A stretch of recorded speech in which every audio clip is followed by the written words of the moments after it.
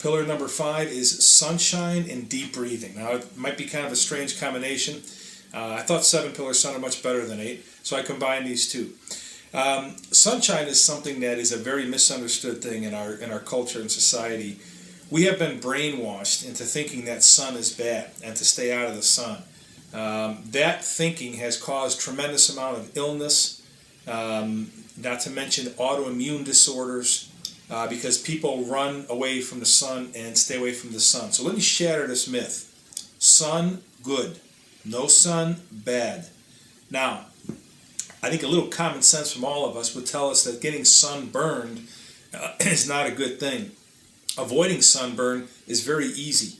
Anytime you can push your skin down and see that the color of your skin is much whiter than the rest of your skin when you pushed it down, you've been out in the sun too long.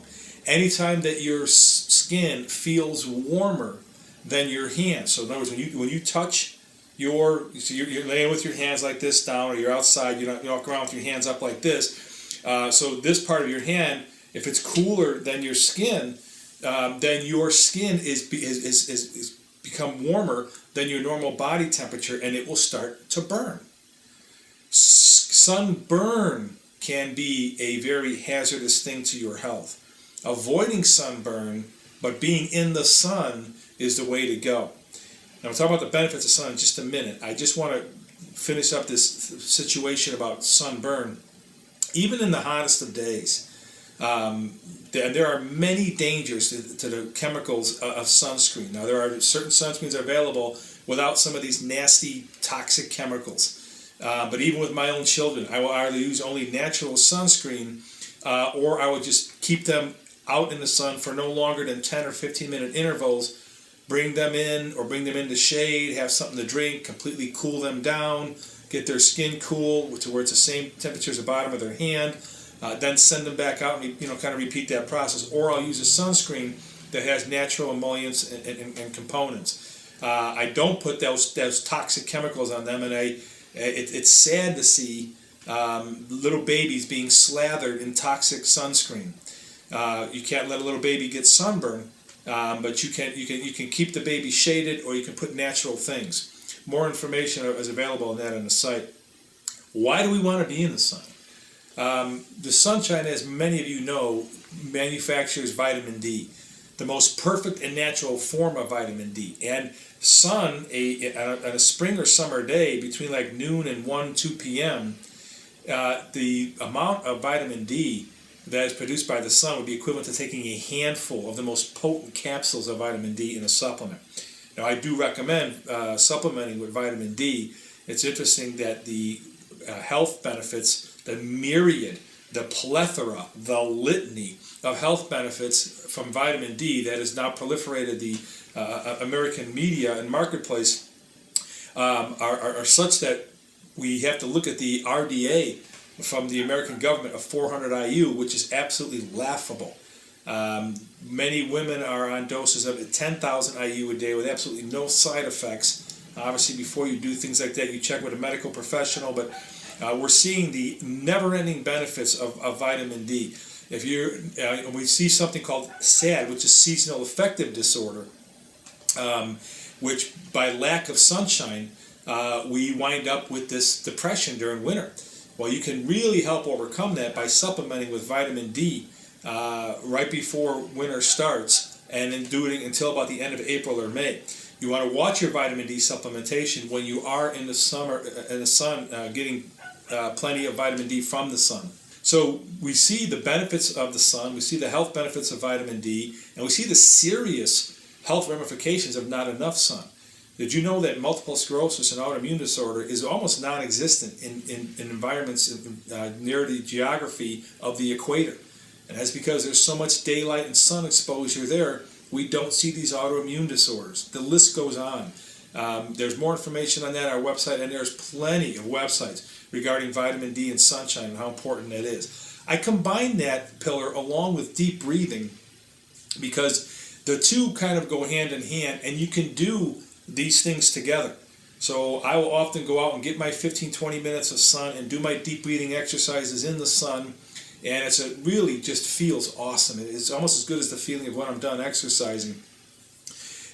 We breathe so shallow in our culture today because of the sedentary lifestyles that we tend to lead, that we have kind of almost changed the way our diaphragm works, changed the ability of our lungs' capacity to work.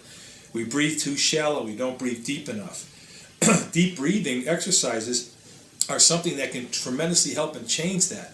They also are a phenomenal way. Your breath is a major source of the elimination of toxins. So deep breathing is also good for bad breath. It's good to eliminate toxins, and it's phenomenal for relaxation and good peace and state of mind. Now, there's a couple different ways to do deep breathing techniques. I'll just briefly go over a couple of them.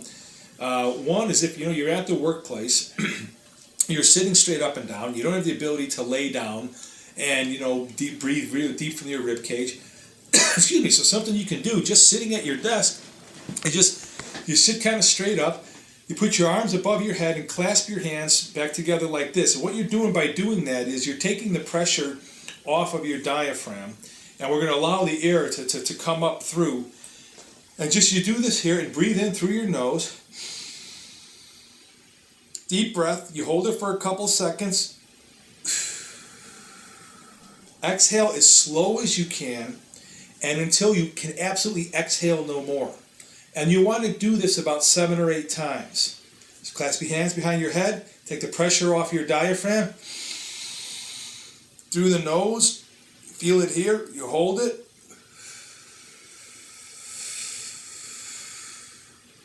Exhale slowly. Now it's done much the same way, and I would recommend doing that 2-3 times a day. You would be amazed at how relaxed.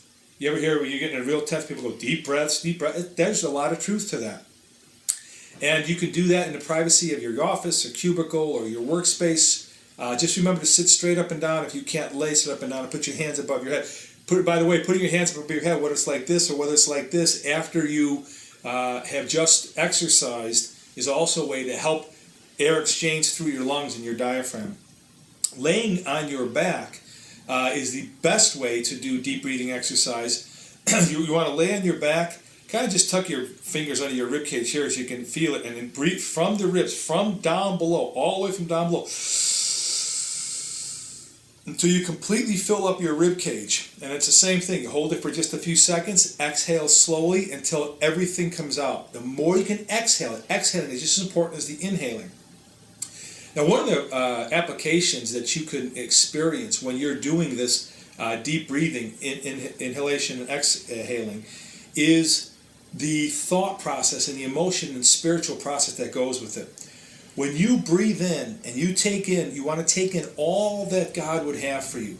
So when you breathe in, you say these words in your mind: love, peace, joy, kindness, understanding, forgiveness, all that is virtuous. You can read Philippians 4:8, all that is noble. Focus on all those things as you breathe in.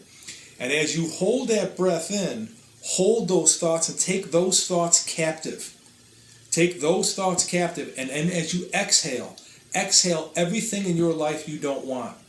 So when you exhale, strife, worry, anxiety, fear, lust, doubting, whatever it is that you want to exhale, get rid of that. Inhale what you want, hold on to what you want to keep, hold that thought captive, exhale what you want to get rid of. Now you've got your mind busy along with this deep breathing process. It's a great application to use at night. If you do your prayer and meditation at night, or whatever it is you do in your life as you prepare to rest, after you do that, some deep breathing along with the meditation of breathing in the good, holding on to the good, exhaling the bad, is a great thing to do right before you go to sleep. It puts you in a great peaceful sleep. I hope this information is helping you. It's free. There's more of this kind of information on our website.